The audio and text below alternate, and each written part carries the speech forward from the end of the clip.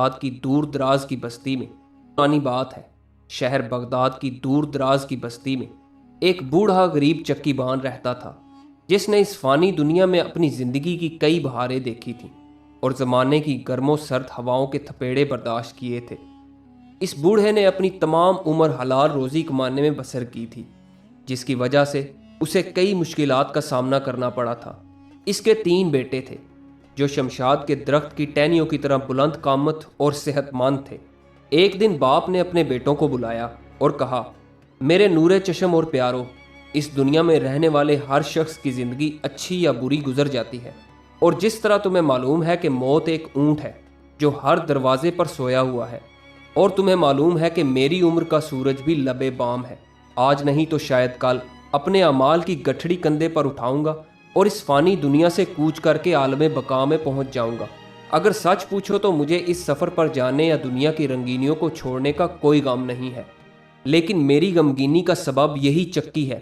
मालूम नहीं मेरे बाद क्या होगा और चक्की पर क्या गुजरेगी। चक्कीबान के बेटों ने जब बाप की बातें सुनी तो तीनों बेटे बैक जुबान कहने लगे, अब्बा जान, आप मुतमईन रहें, हम हर मुमकिन कोशिश करेंगे कि चक्की के पहिए को घुमाते रहें, ताकि घर के अखराजात की गाड़ी भी चलती रहे और चक्की के ना होने से लोगों को किसी किस्म की तकलीफ भी ना हो।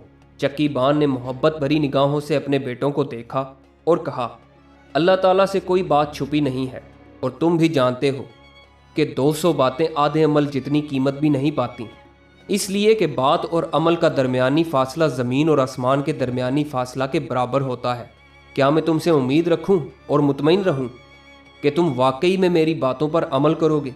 अगर तुम तीनों भाई मिलकर इस चक्की के पहिए को घुमाते रहे तो यकीन मानो इसी में तुम्हारी बेहतरी है, या फिर जिस भाई को मुनासिब समझो ये चक्की उसके हवाले कर दो, वरना याद रखो कि अगर इस चक्की ने काम ना किया तो तुम खुद भी भूखे मरोगे और दूसरे लोग भी तुम्हें बदुआएं देंगे।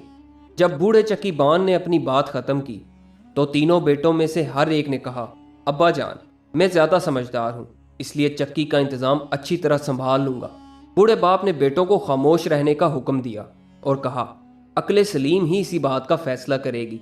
मैं दलील के बगैर किसी बेटे की बात को तस्लीम करने के लिए तैयार नहीं हूँ, इसलिए बेहतर होगा कि तुम्हारा इम्तिहान लिया जाए, ताकि मुझे मालूम हो सके कि तुम में से कौन शख्स बेहतर है और अहसन तरीके से चक्की के पहिए को घुमा सकता है। मेरी दुआ है कि तुम तीनों भाई इम्तिहान में कामयाब हो सको। बेटों ने जब इम्तिहान का नाम सुना तो निहायत शौक से तायीद की और कहने लगे, अब्बा जान, हम हर इम्तिहान के लिए तैयार हैं। बूढ़े बाप ने अपने हाथ जानों पर रखे और अपनी जगह पर खड़ा हो गया और दूसरे कमरे में जाकर अखरोटों की 3 गठड़ियाँ उठा कर लाया और बेटों को देखकर कहा, इन गठड़ियों में अखरोट हैं, इसलिए आगे बढ़ो और एक एक गठड़ी उठा लो, फिर मैं तुम्हें अगले कदम के मुतल्लिक बताऊंगा। तीनों बेटे आगे बढ़े और एक एक गठड़ी उठा ली, क्योंकि ये गठड़ियाँ ज़्यादा वजनी न थीं और बाप तो तीनों गठड़ियों को एक साथ उठा लाया था। फिर उनके बाप ने कहा, शहर जाने के लिए अपनी सवारी के गधे तैयार कर लो और ज़्यादा राह के लिए कुछ खुराक और दीगर अखराजात के लिए कुछ रकम भी ले लो। तीनों बेटों ने खुशी खुशी अपने बाप के हुक्म की तामील की और सफ़र की तैयारी करते हुए ज़्यादा राह साथ लिया और गधों पर सवार होकर चक्की के सामने खड़े हो गए। बाप भी लाठी के सहारे चलता हुआ आया और बेटों के पास खड़ा हो गया और कहने लगा, मेरे बेटो, तुम्हारा इम्तिहान अब शुरू होता है। तुम अब शहर की तरफ जाओ। मुझे अल्लाह ताला की ज़ात पर पूरा भरोसा है कि तुम खैरियत से जाओगे और बआफियत वापस आओगे। शहर में मेरे 3 पुराने दोस्त हैं, इसलिए तुम में से हर एक मेरे एक एक दोस्त के पास पहुंच जाना और उन्हें मेरा सलाम कहना और उनसे पूछना कि दुनिया में हलाल रिज़्क कैसे हासिल किया जाता है। लेकिन याद रखो, इस सफ़र में 3 दिन से ज़्यादा खर्च ना हो। वैसे इस बात का कवी इम्कान है कि अगर तुमने देर कर दी तो बाप की जगह खाली पाओगे। बड़े बेटे ने पूछा, अब्बा जान, फिर हमारे इम्तिहान का नतीजा क्या होगा? बाप ने बड़े बेटे के कंधे पर हाथ रखा और कहा, हमारी पूरी ज़िंदगी एक इम्तिहान है। ये दुरुस्त है कि तुम्हारा ये सफ़र दूसरे सफ़र की तरह एक छोटा सा इम्तिहान है, लेकिन इन चंद दिनों में मालूम हो जाएगा कि अल्लाह ताला ने किस शख्स को कौन से मकसद के लिए पैदा किया है। अब जल्दी करो और अपने भाइयों के हमरा निकल जाओ, तुम्हारा काम ज़्यादा और वक्त कम है। बेटों ने जब बाप की बातें सुनी तो अपने अपने गधे पर सवार हो गए और अपना दिल सफ़र के सपुर्द कर दिया। अब वो बगदाद शहर की तरफ जा रहे थे, लेकिन उनके दिलो दिमाग में तरह तरह के ख्यालात की आमदोरफ्त थी। यानी हर भाई सोच रहा था कि वो ही इम्तहान में पूरा उतरेगा और जब अपने बाप के पास पहुंचेगा तो चक्की का मालिक बन जाएगा। वो इन्हीं ख्यालात में खोए हुए थे और चल रहे थे कि अचानक मुड़कर देखा तो मालूम हुआ कि अपने गांव से काफ़ी दूर आ गए हैं और चक्की भी उनकी नज़र से ओझल हो गई है और जो चीज़ उनके सामने थी वो शहर का लंबा सफ़र है जिसके लिए उन्हें बस चलते रहना है। काफ़ी देर सफ़र करने के बाद वो चलते चलते थक गए। अचानक उन्हें दूर से एक सायादार और आराम की जगह दिखाई दी, इसलिए मंझले भाई ने दूसरे भाइयों की तरफ देखते हुए कहा, अब आराम का वक्त है, मेरे ख्याल से कुछ खा पी लें। अगर हम इसी तरह चलते रहे तो हमारे बदन की बाकी मांदा ताकत भी जाती रहेगी। दूसरे भाइयों ने भी इसकी तजवीज़ मान ली और अपने गधों से खाने का सामान उतारने लगे। इतने में अचानक बड़ा भाई चिल्लाया और फरियाद करते हुए कहने लगा, हाय अफसोस, तुमने देखा कि क्या हुआ। इसके दोनों भाई आगे बढ़े और पूछने लगे, क्या माजरा है, कौन सी आफत टूट पड़ी है। बड़े भाई ने अपने मशकीज़े की तरफ इशारा किया और कहा, रस्ते में इसका मुंह खुल गया है और कतरा कतरा करके तमाम पानी बह गया है। अब मैं परेशान हूं कि क्या करूं। छोटे भाई ने कहा, तुमने बड़ी लापरवाही से काम लिया है, अब तो हमें अपनी प्यास बुझाने के लिए बड़ी मुश्किल का सामना करना पड़ेगा। बड़ा भाई कहने लगा, बड़ा अजीब सफ़र है, लेकिन सफ़र में ऐसे हादसात तो होते ही रहते हैं, इसलिए आओ बैठकर सोचते हैं। छोटे भाई ने मशकीज़ा उठाया और कहा, पहला और ज़रूरी काम यह है कि पानी की तलाश करें। बड़े भाई ने कहा, आग जलाने के लिए लकड़ियां जमा करनी चाहिए, लेकिन पानी की तलाश में कौन जाएगा, लकड़ियां कौन जमा करेगा और कौन खाना पकाएगा। तीनों भाई खामोश थे और एक दूसरे को देख रहे थे। बड़े भाई ने उन्हें देखा तो कहा, मुश्किल और अहम काम लकड़ियां जमा करना है, यह काम मैं खुद ही अंजाम दूंगा। अगर लकड़ियां ना हुई तो हम खाना ना पका सकेंगे। ये कहकर बड़ा भाई अपनी जगह से उठकर लकड़ियां लाने के लिए चल पड़ा, लेकिन मंझले भाई ने मजाक उड़ाते हुए कहा, तुम तो ऐसे कह रहे हो जैसे पहाड़ खोदना होगा और उसमें से लकड़ी निकाली जाए। मेरे ख्याल से मुश्किल काम खाना पकाना है। अगर लकड़ी और पानी मौजूद हो और पकाने वाला कोई ना हो तो हम भूखे मर जाएंगे। मंझले भाई ने इतना ही कहा था कि अपनी जगह से उठा और पकाने के लिए चूल्हा बनाने में मशगूल हो गया। अब छोटा भाई रह गया था और इसके सामने खाली मशकीज़ा पड़ा था, लेकिन उसे समझ नहीं आ रहा था कि पानी कहाँ से लाए। बहरहाल इसने हिम्मत ना हारी और मशकीज़ा उठाकर पानी की तलाश में चल पड़ा। अपने दिल में कहने लगा, मेरे भाइयों ने अपना अपना काम सब उठाकर पानी की तलाश में चल पड़ा। अपने दिल में कहने लगा, मेरे भाइयों ने अपना अपना काम संभाल लिया है, इसलिए बेहतर होगा कि मैं भी पानी लाने में कामयाब हो जाऊं। खाना पकाने और प्यास बुझाने के लिए हमें पानी की अशद ज़रूरत है। छोटे भाई ने अपनी रफ्तार बढ़ा दी और पहाड़ की तरफ चल पड़ा। छोटा भाई जानता था कि अक्सर पहाड़ों में चश्मे होते हैं और शायद वो भी किसी चश्मे पर पहुंच जाए। वो चलता रहा और चलता रहा। उसने पहाड़ी सिलसिले के चंद टीले अबूर किए, लेकिन जितना भी आगे गया उसे पानी का वजूद कहीं भी नजर ना आया। परेशान था कि कहीं ऐसा ना हो कि उसे पानी ही ना मिले और इसके भाई प्यास से जान दे दें और इसी तरह हमारा सफ़र यहीं तमाम हो जाए। फिर हम ना तो शहर जा सकेंगे और ना ही अपने बाप के पहलू में बैठना नसीब होगा। फिर वो कुछ देर के लिए एक चट्टान के साए में बैठ गया। थोड़ी देर आराम करने के बाद इसने इरादा किया कि अपनी आंखें और कान अच्छी तरह खोले और पानी के चलने और फर की आवाज़ पर ध्यान दे। मुमकिन है उसे पानी नज़र आए या उसके चलने की आवाज़ सुनाई दे। इधर उधर फिरने से उसके हाथ कुछ ना आएगा। छोटे भाई के जहन में जब ये नई तजवीज़ आई तो अपनी जगह से उठा और दोबारा पानी की तलाश में पहाड़ी सिलसिलों में फिरने लगा। वो इसी तरह चल रहा था कि उसे दूर से पानी के कतरे के टपकने की आवाज़ आई। फिर इसने अपने कान खड़े किए और इसके आवाज़ के ताक़ुब में चल पड़ा। अभी वो ज़्यादा दूर ना गया होगा कि पानी के चश्मे पर पहुंच गया। चश्मे का पानी बहुत ही कम था। बहरहाल वो निहायत एहतियात से आगे बढ़ा और बड़ी मुश्किल से मशकीज़ा भरा और वापस चल पड़ा। अभी वो चंद कदम ही चला होगा कि एक पत्थर को फलांगते हुए फिसला और चारों शाने चित गिर पड़ा, जिससे इसके हाथ और बाजू शदीद जख्मी हो गए। फिर वो बड़ी मुश्किल से संभला और सबसे पहले मशकीज़े को देखा, जो अभी तक सही सलामत था। इसलिए खुश हुआ और अपने जख्मों को भी ना सहलाया और आगे चल दिया ताकि जल्द से जल्द अपने भाइयों के पास पहुंच जाए।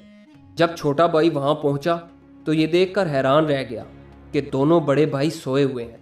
एक ऐसी नींद में कि गोया 7 बादशाहों को ख्वाब में देख रहे हैं। मंझले भाई की नींद बड़े भाई से ज़्यादा गहरी थी। उसने अखरोटों की थैली भी खोली हुई थी, इसलिए छिलके इधर उधर बिखरे पड़े थे। छोटे भाई ने उन्हें बेदार किया। जैसे ही वो बेदार हुए, मशकीज़े को देखकर उस पर पल पड़े और घटाघट पानी पीने लगे। जब वो सैर हो गए तो एतराज़ करने लगे कि तुम्हें मालूम है कि तुम कहाँ रहे हो? जब हम प्यास और थकावट से मजबूर हो गए तो सो गए।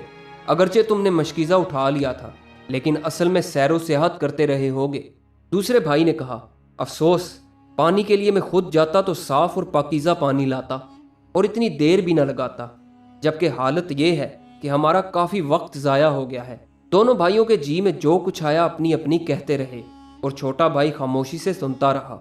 इसके बाद उन्होंने खाना पकाया और खाने के बाद अपना सामान समेटा। इसके बाद उन्होंने दोबारा अपना सफ़र शुरू किया। तीनों भाई थके मांदे और भूखे प्यासे आखिरकार शहर बगदाद में पहुंच ही गए। छोटे भाई ने जूं ही शहर में कदम रखा तो कहने लगा, मैं तो सबसे पहले अपने वालिद के दोस्त के पास जाऊंगा और उसे वालिद का पैगाम पहुंचाऊंगा। मंझले भाई ने कहा, अभी किसी जगह जाने की ज़रूरत नहीं। सालन तो नहीं है कि ठंडा हो जाएगा। हम कल और परसों तक इसी शहर में हैं। अभी तो थकावट से हमारा बदन चूर है, इसलिए मैं तो पूरा दिन आज आराम करूंगा। बड़ा भाई कहने लगा, अगर मैं थका हुआ ना होता तो ज़रूर जाता, लेकिन इस वक्त मुझे आराम करना है और इसके बाद बाज़ार जाकर कुछ खरीदूंगा। आखिर कई सालों से मेरी ये ख्वाहिश थी कि एक जोड़ा खूबसूरत जूते खरीदूं। अगर मैं अब जूते ना खरीद सका तो शायद मुझे फिर कभी मौका ना मिलेगा।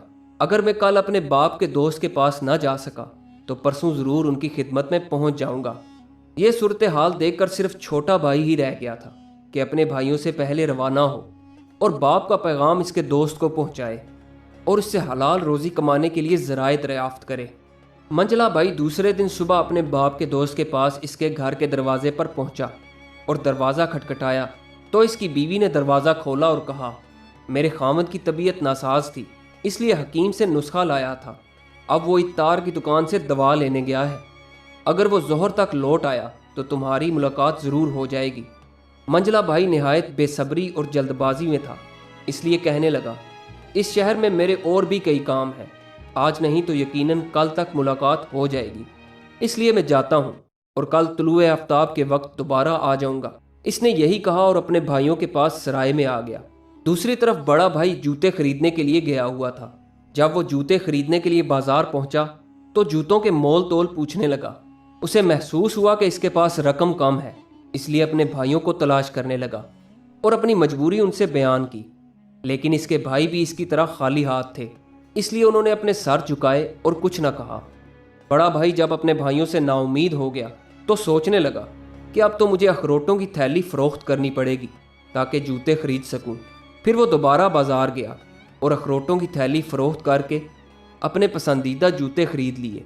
उधर तुलुए आफ्ताब के वक्त दोबारा मंझला भाई अपने बाप के दोस्त के घर पहुंचा और दरवाज़ा खटखटाया। काफ़ी इंतज़ार के बाद उसे कोई जवाब न मिला, इसलिए समझ गया कि साहिब खाना किसी काम से घर से बाहर गया हुआ है। इसलिए मंझले भाई के सफ़र का तीसरा दिन भी ख़त्म हो गया।